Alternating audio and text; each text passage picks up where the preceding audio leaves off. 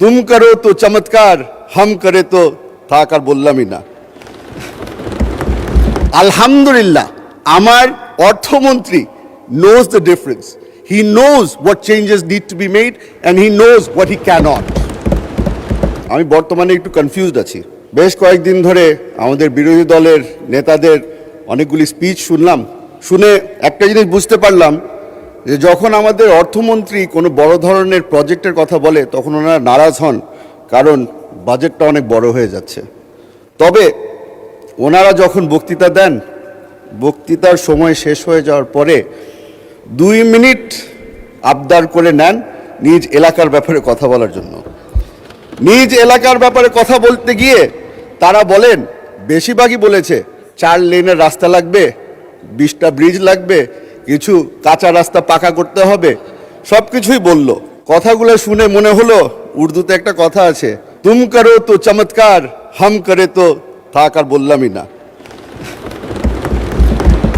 স্পিচে চলে যায় মাননীয় স্পিকার। আমার বাবা বলেছিল, a budget is a moral document for it reveals not only what a government can afford but it also chooses to value. আপনাকে আজকে বলে দিতে চাই, মাননীয় প্রধানমন্ত্রী তারেক রহমান সাহেবের সরকার আমাদের হিউম্যান রিসোর্সেস ডেভেলপমেন্টকে সবচেয়ে বেশি প্রাধান্য দিচ্ছে।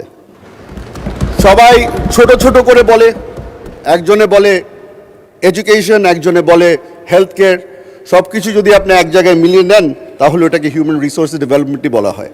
এখন এই জায়গাটায় যখন আমি আসি, আমাদের টেকনিক্যাল এডুকেশনের ব্যাপারে প্রথমবারের মতো আমি শুনতে পেরেছি যে বাংলাদেশ জাতীয়তাবাদী দলের সরকার একটি বড় অঙ্কের বাজেট আমরা তৈরি করেছি এই সেক্টরের জন্য। আমি তার কারণে ধন্যবাদ জানাই মাননীয় অর্থমন্ত্রীকে।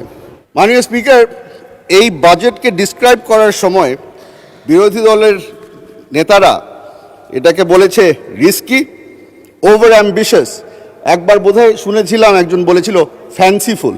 এখন গতকালকে আলাপ আলোচনার সময় আমার পিছনে একজন আমার নিজের দলের একজন নেতা বলেছিল এটা একটা সাহসী বাজেট। এখন আপনি হয়তো শুনে সাহসী কেন বললাম, উনি বলেছিল আপনি চিন্তা করছেন, তবে আমি একটু ব্যাখ্যা দিয়ে রাখি। আমার প্রধানমন্ত্রী আইনমন্ত্রী এনেছে চট্টগ্রাম থেকে, সাহসের কমতি ওখানে কোনো সময় হয় না। আলহামদুলিল্লাহ। আইনমন্ত্রী না, অর্থমন্ত্রী, সরি, অর্থমন্ত্রী। আমাদের বিরোধী দলের অনেকেই বলেছে যে আমাদের ট্যাক্স কালেকশন নিয়ে অনেক জায়গায় আমাদের ঘাটতি আছে। ওনারা আমাদেরকে বারবার করে প্রবলেম দিচ্ছে, সলিউশন দিচ্ছে না। আমি আজকে ছোট একটা সলিউশন নিয়ে এসেছি। রাঙ্গুনিয়া চট্টগ্রাম 7 আসনের সবচেয়ে বড় সমস্যা বর্তমানে হচ্ছে অবৈধ বালি এক্সট্রাকশন। আমি একটু, অনেকে বলেছে না আপনাকে যে এই বাজেটটা খালি প্রফিট অ্যান্ড লসের ব্যাপার না, আমি একটু প্রফিট আর লসের ব্যাপারে আসি। 2021 থেকে 2026 পর্যন্ত এই বালির ব্যবসার থেকে রাঙ্গুনিয়া একা ওখান থেকে 12 কোটি 80 লক্ষ টাকা রেভিনিউ কালেক্ট করা হয়েছে ট্যাক্সের আকারে। তবে এই বালি এক্সট্রাকশনের কারণে যে ক্ষতিটা হয়েছে, এই নদী ভাঙ্গনের কারণে আমাদের ওখানে 80 কোটি টাকার খরচ করতে হয়েছে ব্লকের মাধ্যমে এবং নদীর পাড় ঠিক করার কারণে। এই জিনিসটাকে যদি আমরা সলভ করতে চাই তাহলে ট্যাক্স কালেকশন আমাদের বাড়াতে হবে। এখানে আমরা এখন অভ্যস্ত হয়ে গেছি, বর্তমানে একটা কম্পিটিশন চলছে। কম্পিটিশনটা হচ্ছে গিয়ে কে কত ভালো আরবি বলতে পারে, কে কত ভালো আয়াত মুখস্থ করে বলতে পারে। আমি ব্রিটিশ বোর্ডিং স্কুলের প্রোডাক্ট, আমি হয়তো অত মুখস্থ আপনাকে আয়াত বলতে পারবো না, তবে ছোটকালে একটা প্রার্থনা আমাকে শেখানো হয়েছিল, ওটা আপনাকে শুনিয়ে দিতে চাই। Lord give me the serenity to accept the things I cannot change, the courage to change the things I can, and the wisdom to know the difference. Alhamdulillah, আমার অর্থমন্ত্রী knows the difference. He knows what changes need to be made and he knows what he cannot. The things that have been changed, আমি ওটা একটু বলে দিই।